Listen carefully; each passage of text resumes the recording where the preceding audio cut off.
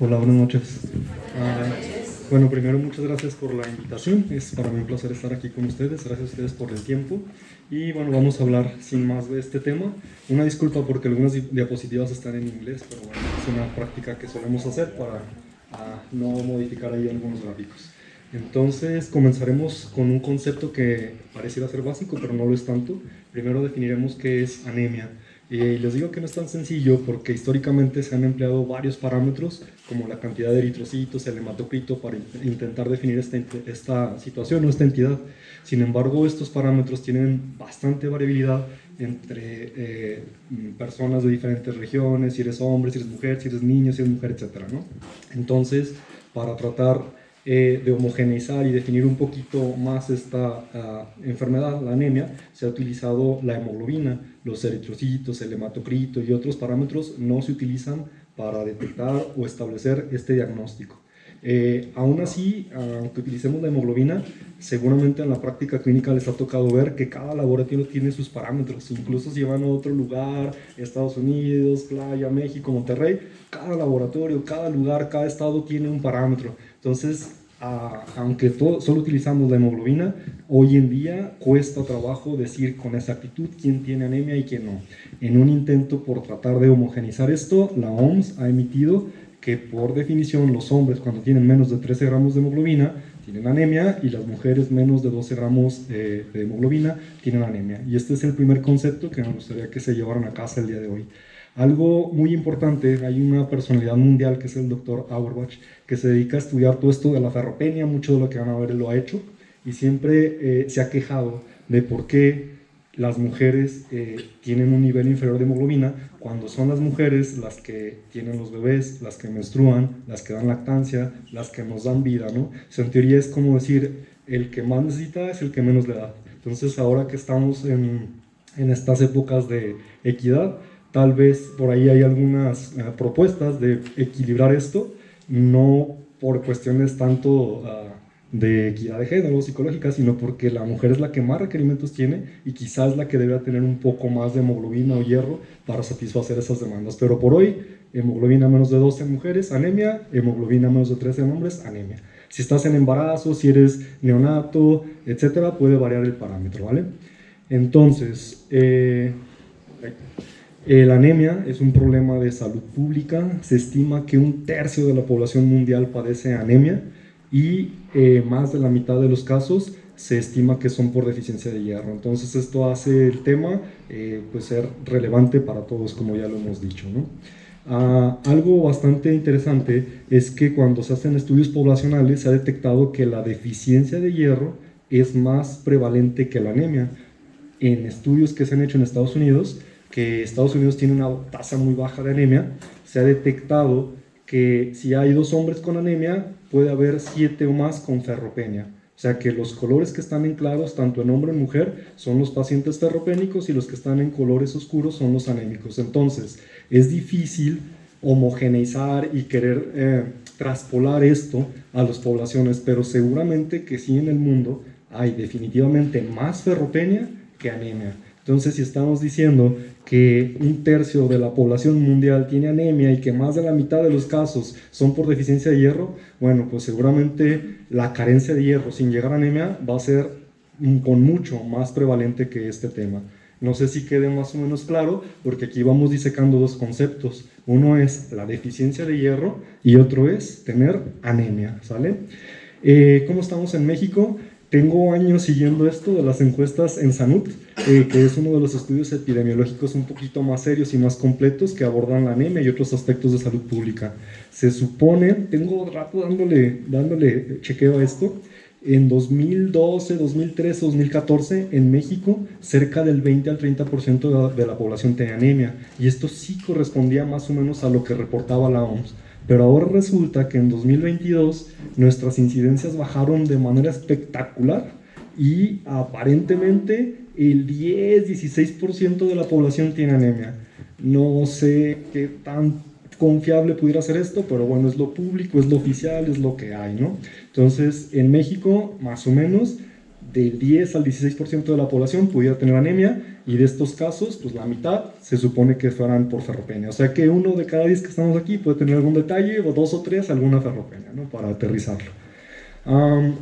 También en estas encuestas en salud se abordan algunos otros detalles, como si vives en el sur del país, si eres población indígena, si eres mujer y tal. Y se ha visto que ser indígena lleva un riesgo más de padecer anemia ferropénica, tener un bajo ingreso socioeconómico, vivir en zonas rurales y vivir en el sur de México, ¿no? Que parecieran ser cosas sencillas, pero bueno, son datos importantes para tomar en cuenta, de tal forma que esta información nos permite identificar poblaciones vulnerables para la anemia y la deficiencia de hierro. Ser preescolar o escolar, todo el mundo sabemos que los niños comen golosinas, no comen alimentos nutritivos, nos avientan todos los vegetales, pero sí las paletitas sí las quieren, y aparte del déficit o del poco aporte calórico adecuado, pues están en una etapa de crecimiento, ¿no? Entonces el preescolar y el escolar es una población de riesgo en la cual es muy común observar ferropenia y anemia. Ya decíamos, las mujeres, ¿no? Por todas las situaciones que comentamos, pues son también una población de riesgo, y pues vivir en un país de bajos ingresos socioeconómicos o de un nivel socioeducativo bajo. Y me cuesta trabajo decir algo de nuestro país, pero creo que vivimos en un lugar muy heterogéneo, ¿no? Hay lugares en donde el nivel educativo y económico es bastante alto, y tenemos en el mismo país lugares en donde es otro México.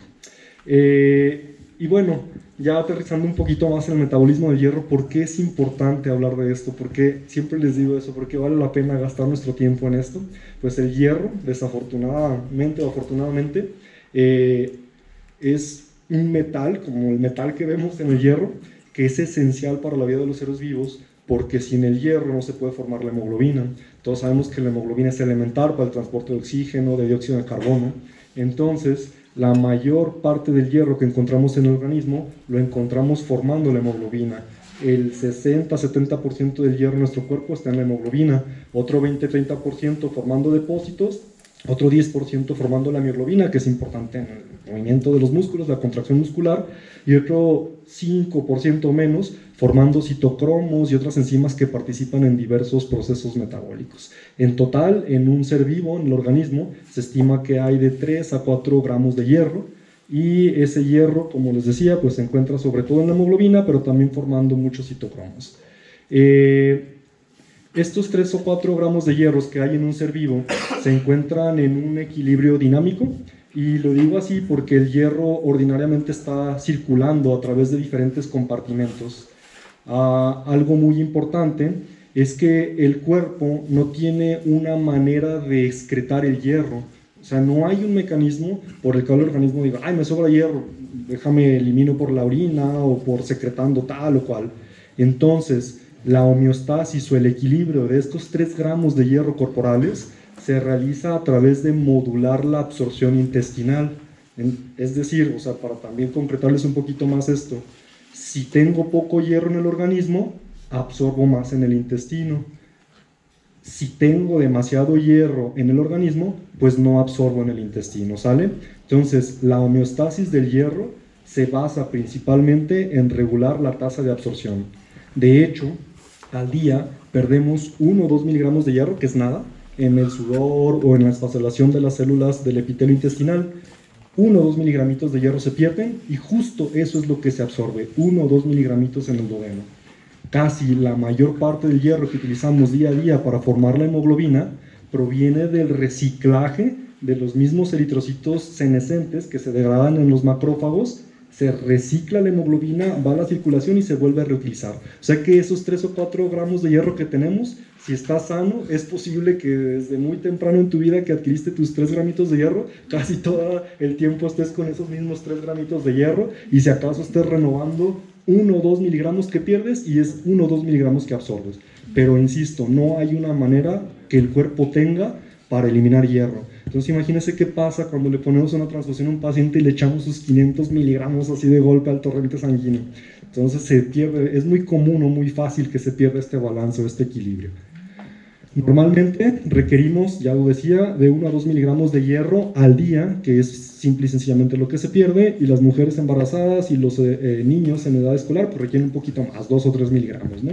Y para profundizar un poquito más en esto de la absorción del hierro, sí me gustaría que también se diera un mensajito de que en la naturaleza hay dos formas del hierro. Una es el hierro noémico, que es el hierro como tal, el metal, el hierro que está en los medicamentos, el hierro que está en las espinacas del Popeye, el hierro que está en los frijoles y el caldo de frijoles que siempre nos recomiendan. Es el hierro que casi siempre consumimos día a día en nuestra dieta. De todo lo que comemos, el 80-90% del hierro es hierro noémico. El otro hierro que hay en la naturaleza se llama hierro hémico, y su nombre lo dice, ¿no? El hierro noem es porque no está en el complejo hémico insertado en un anillo de porfirina, y el hierro hémico es el que sí está insertado en un anillo de porfirina. Es decir, el hierro hémico es como un pasito más adelante en el proceso de la síntesis de la hemoglobina, y este hierro hémico lo encontramos en productos de origen animal, o sea, la carne, pescadito, leche, bueno, productos de origen animal, más bien habla casi carne, ¿no? Los lácteos, quesos, un poquito de cantidad, pero lo que más tiene es literal pescado y carne, ¿no? Este hierro tiene una biodisponibilidad y un proceso de absorción diferente al hierro noémico, y eso hace que sea el hierro, que aunque el menos consumimos, el que más fácil se absorba y se aproveche en el tubo digestivo. Entonces, si se fijan, cuando doy esta plática, trato de empezar a romperles un poquito de los paradigmas que uno trae como sociedad, de que siempre el paciente, cuando va a consulta por ferropenia, no hay una consulta que no te digan qué como, ¿no? Bueno, pues no, o sea, está difícil porque tratar una anemia ferropénica con dieta, pues prácticamente no va a mejorar el paciente, ¿no? Y si hacemos o echamos mano de las costumbres que hay en nuestra sociedad, de que el caldito de frijoles y todo eso, pues el hierro noémico es un hierro que es muy difícil de absorber, como vamos a ver a continuación. El hierro noémico se encuentra en un estado férrico. Para que el hierro noémico en estado férrico pueda absorberse en el organismo, necesita ser reducido por una enzima que se llama ferrirreductasa o citocromo duodenal a estado ferroso. Una vez que está en estado ferroso, ahora sí puede pasar por esta molécula, que es un transportador de metales divalente, se queda en la luz del enterocito, y si se necesita hierro en el organismo, como ya habíamos dicho, pues pasa por otra molécula que se llama ferroportina o puerta del hierro hacia el torrente sanguíneo, en donde rápidamente es convertido otra vez a estado férrico por una sustancia que se llama efastina. Entonces, todos estos pasos se tiene que someter el hierro en estado férrico para poder llegar a la luz intestinal. Si a esto le suman que el hierro férrico puede mantenerse todavía en estado férrico por alimentos o por el contenido de la dieta, como el calcio, que hace que se mantenga todavía más en estado férrico, bloquea la ferrirreductasa, el té, el café, fitatos, pues esto hace que el proceso de absorción del hierro noémico sea bastante complejo y que haya una variabilidad entre personas muy importante a la hora de tratar o de hablar de absorción del hierro noémico. En cambio, el hierro hémico, si se fijan aquí la estructura en la fotito, el hierro está insertado ya en el anillo de porfirina. Entonces, el enterocito tiene un receptor para este hierro hémico que se une en la luz del enterocito y se endocita completa la molécula, y ya dentro del enterocito se separa en estado ferroso, y este hierro ferroso puede pasar, o sea, se bloquea, se evita un paso, ¿no?, de reducción. Entonces igual se queda aquí en el enterocito, y si se ocupa en la circulación, pues ya pasará igual por la ferroportina y será otra vez convertido a férrico por la efastina. Entonces, si se fijan, este hierro hémico en teoría pasa un poquito más rápido, pasa más fácil, exactamente. Entonces, nada más para complementar lo del hierro noémico, hay algunos alimentos que favorecen a que se convierta en estado ferroso, que son ácidos, y que esto también muchos seguramente ya lo habrán hecho, escuchado o llevado a su práctica diaria, ¿no? Que siempre le recomiendan al paciente tomar el hierro, complementar la comida con algo de ácido ascórbico, un jugo natural y tal. Pero definitivamente el hierro que más se absorbe pues es el hierro hémico, ¿no? Hay quien dice que la germinación o fermentación de algunas leguminosas pudiera remover los fitatos y facilitar la absorción. Y la lista es larga, ¿eh? Prácticamente los inhibidores de la absorción son múltiples, y los aumentadores menos, pero también siempre les digo esto de que vivimos en un lugar en donde permitimos que hagan con nosotros lo que quieren, ¿no? En Estados Unidos no se permite que los cereales lleven hierro, porque ya se sabe que cuando te lo sirves con la leche, todo el hierro se queda con la leche y lo que te comes no se absorbe nada. Entonces, esto de las azucaritas fortificadas con hierro, pues es siempre una tomada de pelo, ¿no? Entonces, siempre la leche, el té, o sea, todo el caldito de frijoles, todo lo que hacemos del hierro que recomendamos, prácticamente no se absorbe nada, ¿no? Yo también siempre les pongo el ejemplo de cuando comes frijoles. ¿Por qué te distiende? ¿Por qué te da gases? Pues porque es muy difícil de digerir, o sea, es una fibra muy compleja para el intestino poder degradarla y poder aprovechar su hierro. Entonces, lo mismo que sientes de distendido y de gases y de todo eso, bueno, pues lo mismo está sintiendo tu intestino para intentar aprovechar ese hierro. O sea, es muy complejo poder degradar una planta o un alimento para el cual el organismo no está tan preparado, ¿no? Entonces, encima de todo, anteriormente, era un misterio, ¿no? Había una sustancia que se producía en el hígado y que era el regulador máster, el regulador principal, que decía si el hierro pasa o no pasa.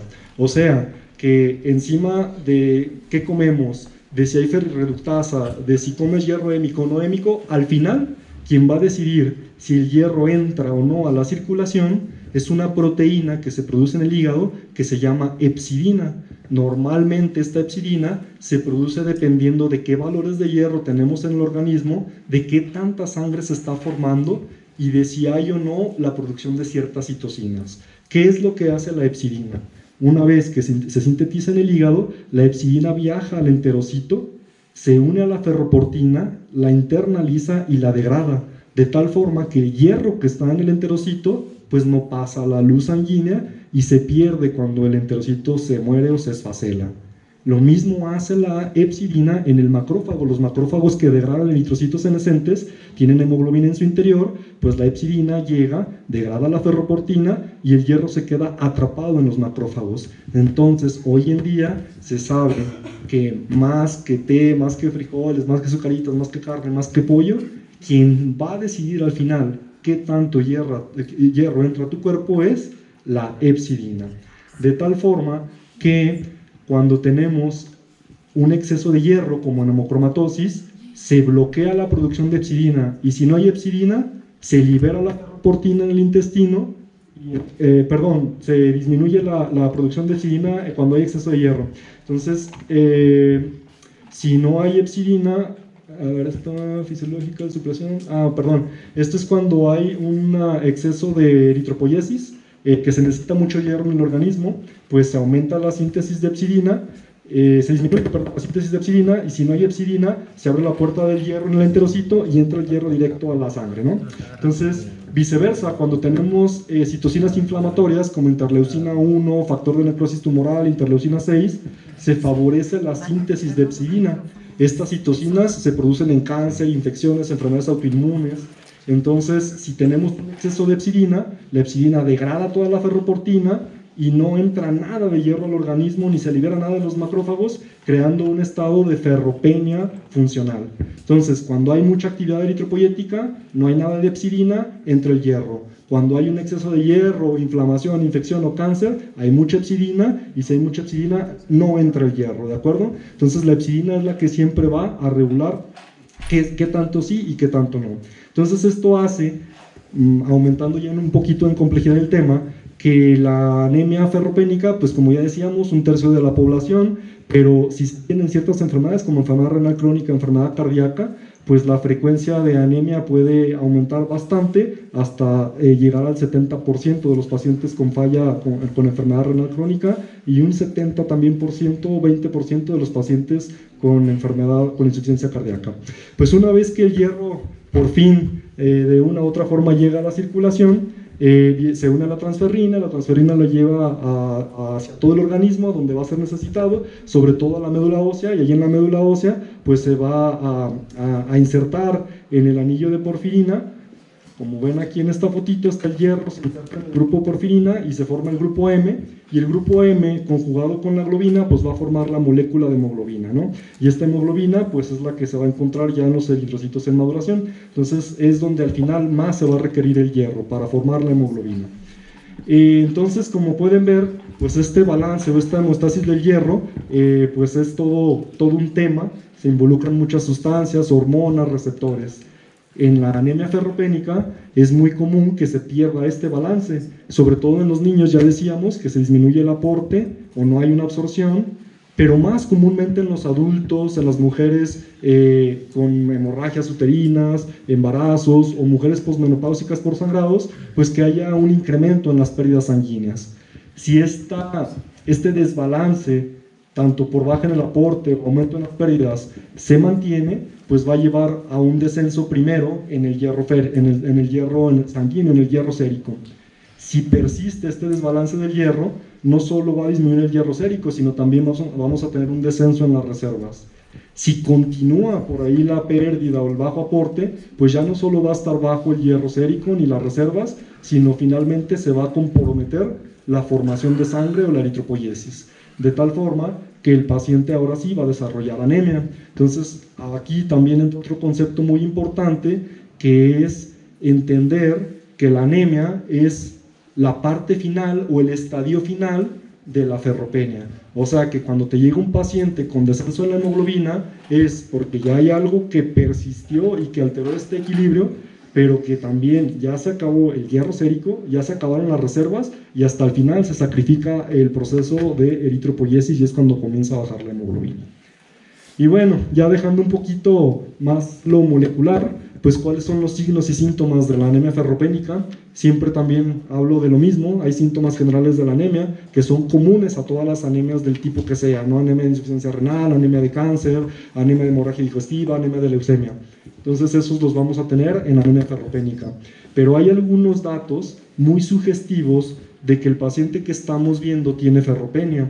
Y uno de ellos, los más comunes, es el síndrome PICA, que es un síndrome neuropsiquiátrico que no está bien comprendido por qué se desarrolla, pero es una afinidad excesiva por querer comer tierra, hielo, gis, barro o magnesio, ¿no? Entonces, a mí particularmente sí me tocó ver alguna etapa de mi vida, ver a los niños sentaditos al lado de las plantas que hacen sus puñitos de tierra, otros, o las chicas, ¿no? Con su magnesio o con un gis. Entonces, si ven una persona así, pues es muy posible que va a tener ferropenia, ¿no?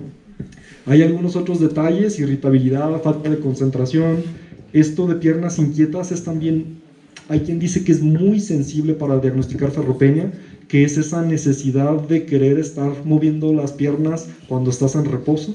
Entonces, no sabemos si siempre dicen, no, es que es ansiedad, ¿no? Pero quién sabe, puede ser un dato de ferropenia. Entonces, por ahí chequen a su vecino si está así, pues ya hacemos una cirugía, ¿no?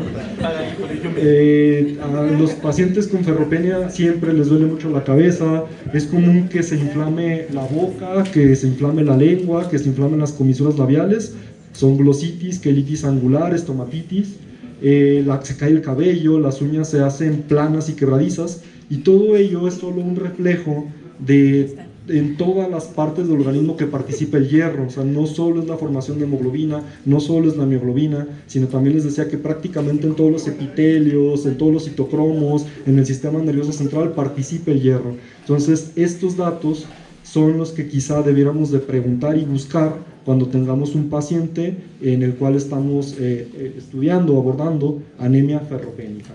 Y algo muy importante, y quizá creo que es lo más importante de la plática, es que la anemia ferropénica, como vieron en las diapositivas previas, siempre es resultado de algo que está afectando el balance del hierro. Entonces es común que los pacientes tengan algún dato, algún síntoma de la enfermedad subyacente, ¿no? De hecho, mucha de la consulta que me llega es por falla al tratamiento al hierro. Pero cuando le preguntas al paciente, ¿se está tomando el hierro? Sí, me lo estoy tomando. Entonces, ¿qué pasa? No, bueno, pues es que sangro 14 días de 21, ¿no? Entonces, por más que le des hierro, por más que le pongas hierro en la vena, tomado, transfusiones, pues no se está corrigiendo el defecto que está ocasionando este desbalance del hierro. Entonces, quizá es lo más importante de la sesión. Cuando veamos un paciente con anemia ferropénica, no debemos quedarnos satisfechos con darle el hierro que requiere el paciente, sino también poner atención a qué es lo que está causando esta anemia ferropénica, porque quizá corrigiendo este problema o este defecto, en ocasiones ya ni siquiera se ocupa hierro, sino que poco a poco el organismo va restableciendo su homeostasis o su equilibrio normal. Todos estos síntomas y toda esta situación de anemia y ferropenia tiene un impacto tremendo. Ya se sabe que hay un aumento en la morbilidad materno-fetal, Tiberio lo debe saber, bajo peso al nacer, parto prematuro, se afecta el desarrollo psicomotor y cognitivo, el escolar también no puede poner atención en clase, no aprende, hay una disminución en la capacidad física y mental en las personas en edad productiva.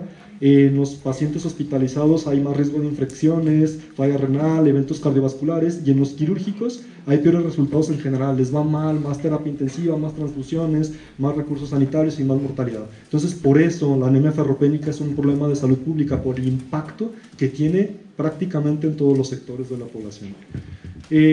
Hay muchas causas de la anemia ferropénica, pero por mucho las más comunes van a ser las hemorragias gastrointestinales en hombres y en mujeres posmenopáusicas. En mujeres en edad reproductiva, pues problemas ginecobstétricos. Y los requerimientos de hierro incrementados que ya comentábamos en los niños en bajo crecimiento. Cuando estudiamos series de pacientes, como en esta, 396 pacientes, igual, la causa más común, hemorragia uterina, hemorragia gastrointestinal. Entonces, casi siempre sobre eso hay que dirigir nuestros esfuerzos, ¿no? Si llega un chaparrito de 3 años y con anemia ferropénica, pues no le vamos a pedir una endoscopía ni nada de eso, pues vamos a ver que el aporte mejor y tal. Si llega una mujer de 70 años, pues es una mujer que ya no está en edad reproductiva, y si tiene anemia ferropénica es un foco rojo, entonces en ella sí está aconsejado hacer un abordaje endoscópico, colonoscópico, para tratar de ubicar la causa de la anemia ferropénica. Y hay otras causas poco raras, pero esto casi nunca, es poco común verlo, vegetarianos estrictos, maratonistas, etcétera, ¿no? Entonces, cuando revisamos a los pacientes así los vemos. Esta es la quelitis angular, la lengua lisa, roja, brillante, de hecho no les sabe el alimento, les da poco apetito. Ahí está otra muestra de la lengua rosa, siempre la palidez, las uñas planas, quebradizas. Y estos casos también nos ha tocado bastante ver en la consulta. Es un paciente con anemia ferropénica que tiene angiodisplasias en toda la nariz, la boca y las manos. Entonces te está diciendo el diagnóstico, ¿no? Pues estoy sangrando del tracto gastrointestinal. Entonces tienes que ir ahí con endoscopía, colposcopía e intentar corregir eso. ¿Cómo diagnosticamos la anemia ferropénica? También existen un sinfín de pruebas que se llaman cinéticas de hierro, y hay más receptores solubles de transferrina, etcétera, etcétera. Hoy en día no hay una prueba que sea más confiable para diagnosticar ferropenia que medir los depósitos de hierro. Y los depósitos de hierro se miden con un estudio que se llama ferritina. Siempre también les digo lo mismo, la ferritina es una maravilla, es una estructura proteica con forma de esfera dentro de la cual está el hierro. Pues no se sabe por qué, pero está 1 a 1. Así hay una molécula de ferritina en suero o en sangre, pues hay una molécula de ferritina en la médula ósea. Entonces, si tenemos 100 en sangre, pues ahí en 100 en médula estamos bien, pero si tenemos 20 en sangre, pues hay 20 en médula. Y con esa muestra de sangre es suficiente para diagnosticar una depresión de los depósitos de hierro. Entonces, otro de los mensajes clave sería, para diagnosticar de certeza la anemia ferropénica, pues primero, un descenso en la hemoglobina, y segundo, una ferritina menor de 30 nanogramos por decilitro. Y esto también es importante porque se han estudiado diferentes cortes y se ha visto que cuando bajamos la ferritina a 30 es más específica de ferropenia. O sea, una ferritina de 15 o menos, el paciente tiene ferropenia, pero es poco sensible. Perdemos a muchos pacientes que sí tienen ferropenia. Entonces, por eso se utiliza la corte de 30 nanogramos por decilitro. ¿Cuál es el único inconveniente de la ferritina? Que es un reactante de fase aguda. ¿Qué significa eso? Que si tenemos un proceso inflamatorio, puede que se incremente un poco la ferritina y no darnos un valor real. Entonces también tenemos que tomar en cuenta eso en la práctica clínica. Este es un frotis de pacientes con ferropenia, son los famosos microcitosis e hipocromía. Normalmente los eritrocitos miden 10 micras, tienen una palidez que constituye 1/3 del diámetro. Pues aquí pueden ver esto, pues prácticamente son anillitos, ¿no? No tienen nada de hemoglobina, no tienen nada de hierro, y así es como se ven en un frotis habitual. Y ya no hacemos esto. Antes, incluso en muchas pruebas académicas te decían, ¿cómo se diagnostica la ferropenia? Pues haz de una biopsia de médula y mide los depósitos de hierro. Esto prácticamente ya no lo hacemos, ¿vale? Entonces quedó atrás hacer médulas óseas y biopsias de hueso para ver los depósitos de ferritina. Hoy en día para ver los depósitos de mucilina. Hoy en día es ferritina. Entonces, Para concretar, el diagnóstico de anemia ferropénica se define como una hemoglobina menos de 3 en hombres, menos de 2 en mujeres, más una ferritina sérica menor de 30. Con esto es suficiente para diagnosticar la enfermedad, ¿vale? Y luego, hay algunos lugares donde hacen servicios sociales, donde hay pocos recursos, en una situación donde no se puede acceder a los estudios, pues también hoy en día está recomendado, puedes hacer una prueba terapéutica y si el paciente te mejora, bueno, pues también era anemia, sobre todo si está en el contexto este de síndrome pica, piernas inquietas, uñas quebradizas y tal, ¿no? ¿Cuál es el diagnóstico diferencial de la anemia ferropénica? Pues sobre todo anemias de enfermedad crónica, ya hablábamos de esto, cáncer, infecciones, incrementa epsidina, si se incrementa epsidina se secuestra el hierro y crea una eritropoyesis restringida en hierro. Finalmente hay diferencias entre anemia ferropénica y anemia de inflamación, pero bueno, este no es el tema, prácticamente la ferritina está aumentada, el hierro sérico está disminuido en la anemia de inflamación crónica. Y ahora entrando a uno de los aspectos más importantes y controversiales de la sesión, pues el tratamiento de la anemia ferropénica. Sé que hay algunas actualidades que vamos a comentar, pero el mejor tratamiento sigue siendo el hierro tomado. El hierro tomado es un tratamiento seguro, es barato y es eficaz. Un hierro bien dado nos va a funcionar en el 60-70%, si no es que más, de los pacientes. Entonces, anteriormente había formulaciones de hierro que eran un poco irritantes o más molestas para el estómago. Hoy en día hay unas formulaciones que son un poquito más tolerables, entonces nada más hay que decirle al paciente cómo tomarlo. De preferencia se debe tomar solo, o sea, me refiero separado de los alimentos, sin otros medicamentos y con agua. Y luego había estudios en donde les dábamos el hierro, una tableta cada 8 horas, una tableta cada 8 horas, una tableta. Entonces eso saturaba o mandaba señales al cuerpo, se producía más epsidina y ya no se absorbía nada. Entonces hay estudios que hoy en día dicen, dale una tableta al día, es suficiente, una tableta al día. De hecho, si le das una tableta un día sí y un día no, parece que se absorbe mejor que si le estás dando diario, cada 12, cada 8 horas. Entonces la recomendación actual es una tableta al día. Casi todas las formulaciones, sulfato, fumarato, el complejo polimaltosado de ferranina fol, tienen más o menos la misma cantidad de hierro elemental, 60-100 miligramos de hierro elemental. Una tableta al día, del que sea. Incluso si no lo tolera o no quiere mucho, una tableta cada 48 horas. Pero eso sí, diario. ¿Cuánto tiempo? Un tratamiento de anemia ferropénica debe durar de 4 a 6 meses. El primer mes se sube la hemoglobina, pero los meses restantes es para restaurar las reservas que vieron que estaban depletadas. Entonces un tratamiento correcto debe de durar 6 meses. Si tú le das el tratamiento una semana y dices no te respondió, pues no, le falta, ¿de acuerdo? Si el tratamiento lo diste un mes y te regresa a los 3 meses con anemia, bueno, es que le faltaba, ¿sale? Entonces esos tips se los llevan a casa. Y como les decía, pues siempre tratar de corregir la causa subyacente. En los chicos menores de 2 años, pues utiliza esa dosis ponderal, que Tiberio ya la sabe, 3-6 miligramos de hierro elemental al día en dosis divididas, pero en los adultos con que cobramos esto de 100-200 miligramos por día. Y hay muchas formulaciones, la que quieran prácticamente es muy similar, no hay una que sea mejor que otra. Entonces, nada más para evaluar la respuesta, más o menos al mes se aumenta la hemoglobina, la ferritina puede tomar meses en recuperarse. ¿Cuáles son las causas principales de que no funcione el tratamiento? Curiosamente no es que no lo tolere ni que le caiga mal.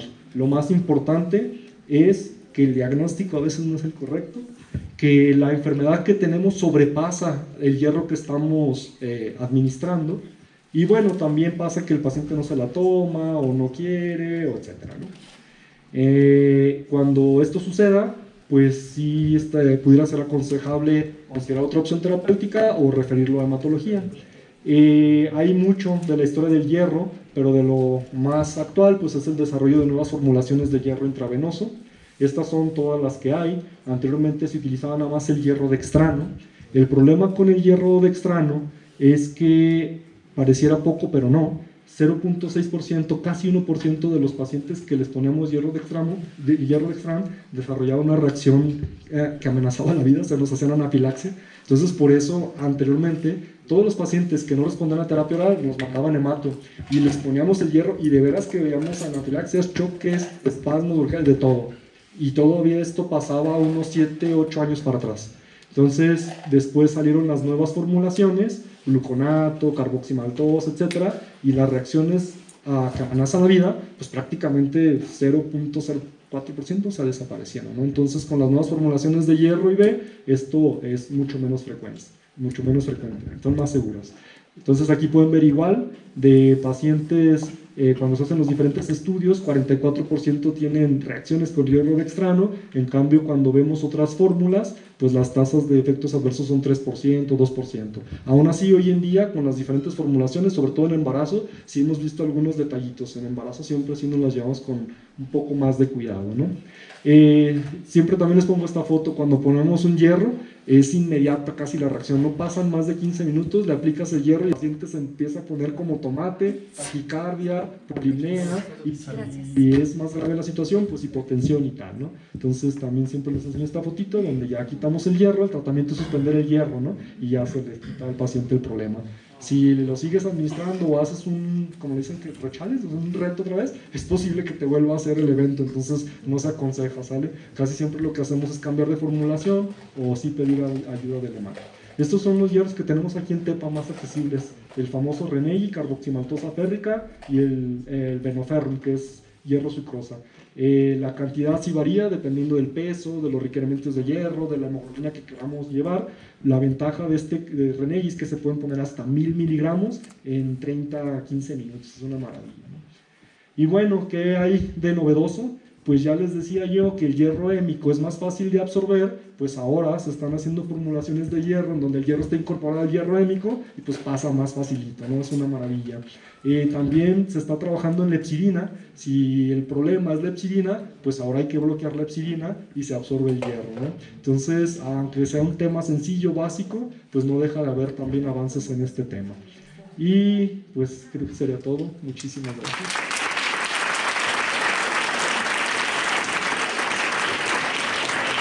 Si tienen alguna duda, la puedo contestar juntos. Sí. Doctor, Sí. bueno, no sé si es importante, pero los inhibidores de bomba de protones juegan algún papel aquí en la anemia. Sí. Se acostumbra muchas veces que no toleras el hierro y ahí te va tu inhibidor de bombas. Sí, y de hecho, creo que no puedo decir mucho porque soy parte de eso. Creo que todos nuestros pacientes prácticamente tienen omeprazol y la verdad es que no nacimos con omeprazol, no necesitamos omeprazol y ya se sabe que cualquier paciente que está con omeprazol más de 6 meses puede desarrollar ferropenia nada más por el hecho de estar con omeprazol. Lo mismo pasa con la metformina. Y esto de darle omeprazol en la mañana en ayunas para que no se irrite y luego el hierro a las 12, pues es estar perdiendo mucho el tiempo, ¿verdad? Sí, hay muchos fármacos que bloquean la absorción del hierro y de los que más conocemos es el omeprazol. Muy buena observación. Sí, perfecto. Gracias.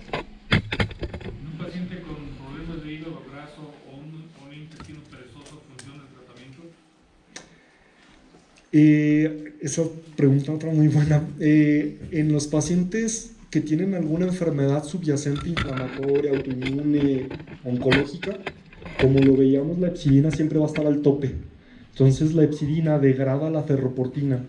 Todos estos pacientes de anemia de enfermedad renal, de insuficiencia cardíaca, bypass, todo el hierro que le des no se va a absorber nada y casi siempre esos pacientes son candidatos a un tratamiento parenteral.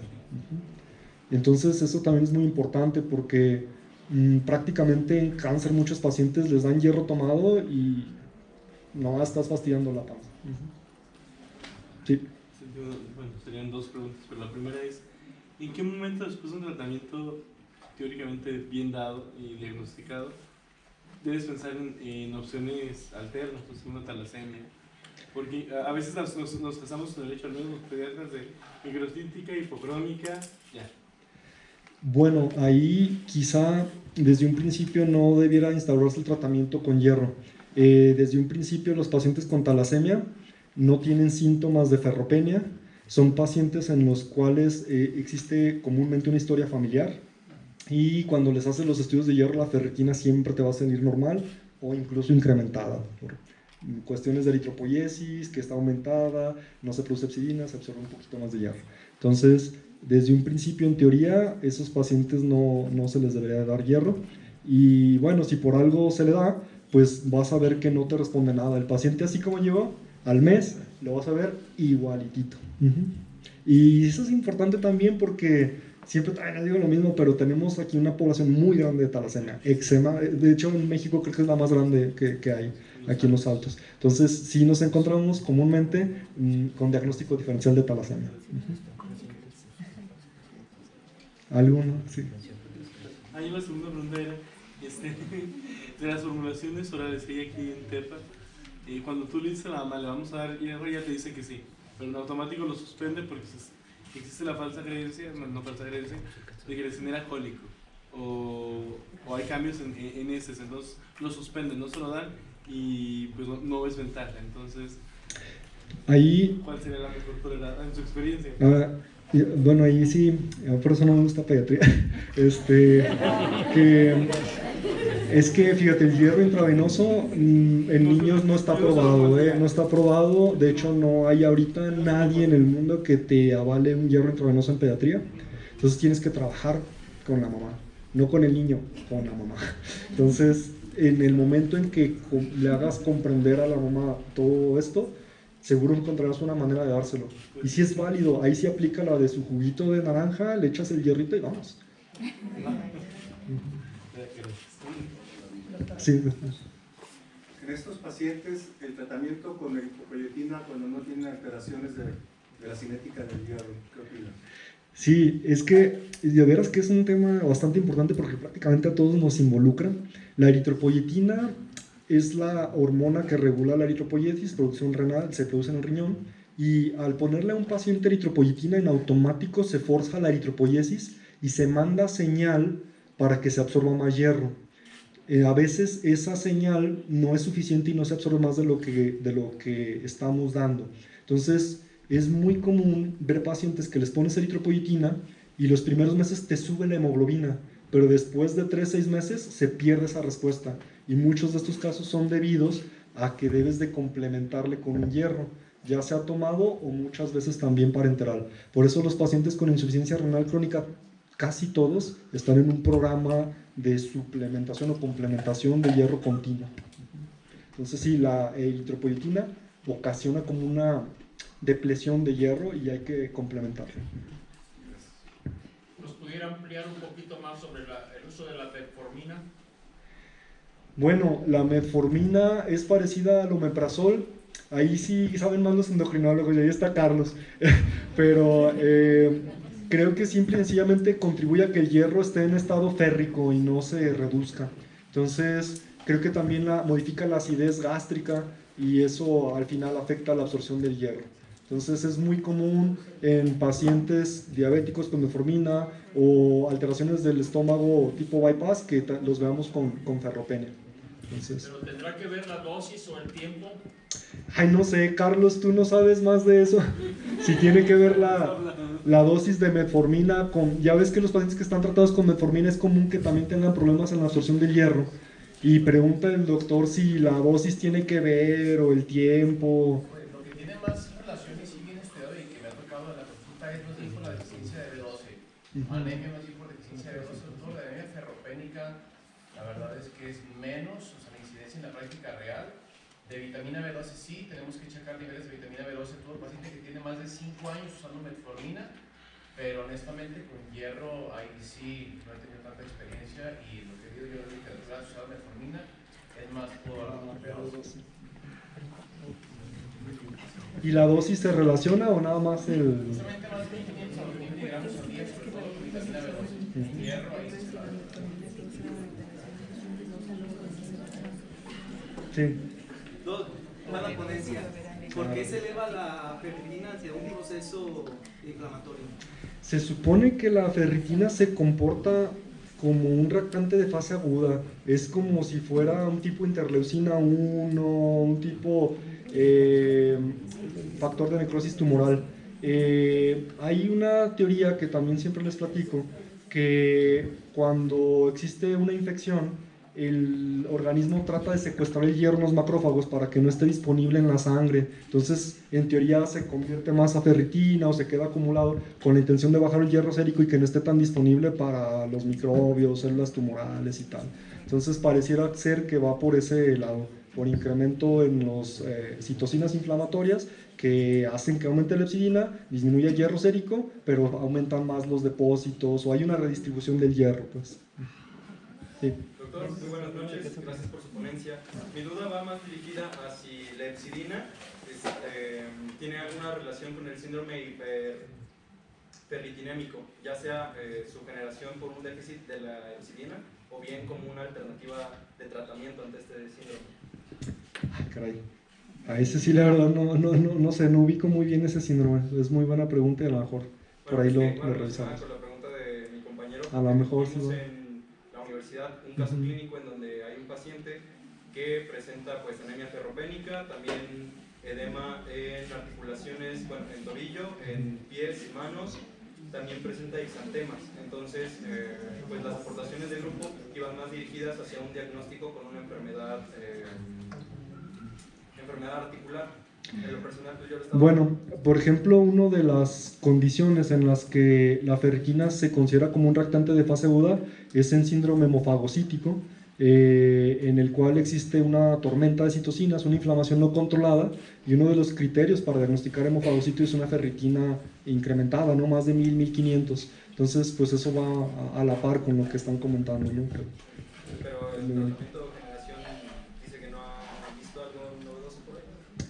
Del tratamiento sí se está, te digo, ahí ya ensayos donde están trabajando en bloquear la epsidina para hemocromatosis, alguna de estas situaciones, pero en estas situaciones siempre el tratamiento es más bien controlar la enfermedad o la causa subyacente.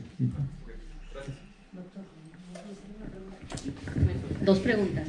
Una, ¿hay también hierro de esta capa protectora o entérica? ¿Sí recomienda usarla o no? Porque, por ejemplo, en los niños es muy difícil también seguir el tratamiento porque les provoca gastritis. Entonces los niños comen porque tienen dolor, o sea, es un hambre ardorosa prácticamente. Entonces, ¿se recomienda con capa entérica o no? Sí, la verdad es que también en teoría se puede utilizar y no hay mucha diferencia en la biodisponibilidad. Y, bueno... Algo que también siempre les comento es que si se fijan no hablamos de hierro intramuscular y es porque el hierro que se inyecta con la nalga ahí se queda, no hay una ferroportina, no hay un transportador de metales divalente en la nalga, entonces el hierro que inyectamos casi siempre se queda pigmentadito en la nalguita negrita y la literatura hematológica no hay ni un estudio que diga que funciona. La verdad es que en la práctica clínica sí me ha tocado ver que sí mejoran un poquito, o sea, no les puedo decir tampoco que está proscrita, pero en general no es muy recomendable, ¿no? O sea, es vía oral o Una última pregunta. Los pacientes que quieren ser sometidos a un procedimiento quirúrgico, que les surge a los cirujanos, ginecólogos, quien sea, por el padecimiento que tenga el paciente, a someterlo al procedimiento porque la causa no la pueden quitar.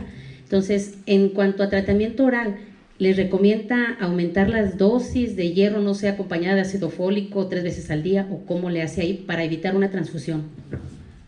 Bueno, esa es otra muy buena pregunta. Habitualmente, si falta el hierro, no le damos hierro, ¿no? Si falta, bueno, hay formulaciones que vienen combinadas, pero siempre en lo posible, si te falta la B12, hay que darle nada más la B12. Si te falta el folato, ¿no? Entonces sí es bueno tratar de corregir solo el que está deficiente. Esa sería una. Y otra, hay por ahí un programa mundial que se llama Panel Blood Management, que tiene esta tendencia de que si se impacta la morbilidad, los resultados postquirúrgicos, pues les pongamos hierro en la vena. Pero ese programa no nos gustó tanto porque también era financiado por Takeda, y Takeda es quien hace pues todo lo del hierro parenteral. Entonces, pero sí se ha visto que en ese escenario, si tienes un paciente con 8 o 9 de hemoglobina, se va a operar en 3-4 semanas, pues la verdad es que sí le puedes mejorar la situación con un hierro IV, sobre todo si es una cirugía, pues vamos, en teoría más o menos programada, electiva, y el paciente sí te va a mejorar mucho y va a poder ir a cirugía y va a poder salir mejor de eso. Bueno, ¿alguna otra pregunta? No, bueno, a mí una disculpa, sí, porque me faltó mencionar su amplio currículum, doctor. Sí, bueno, el doctor ya saben que es médico hematólogo, adscrito de hospitales del sector salud y público y privado, y docente de hematología en medicina Q Altos. y miembro de varias sociedades médicas en hematología y pues obviamente colaborador en publicación de varios artículos, ¿sí? Entonces, muchísimas gracias, doctor, por su gran ponencia y por su disponibilidad. Le agradecemos mucho.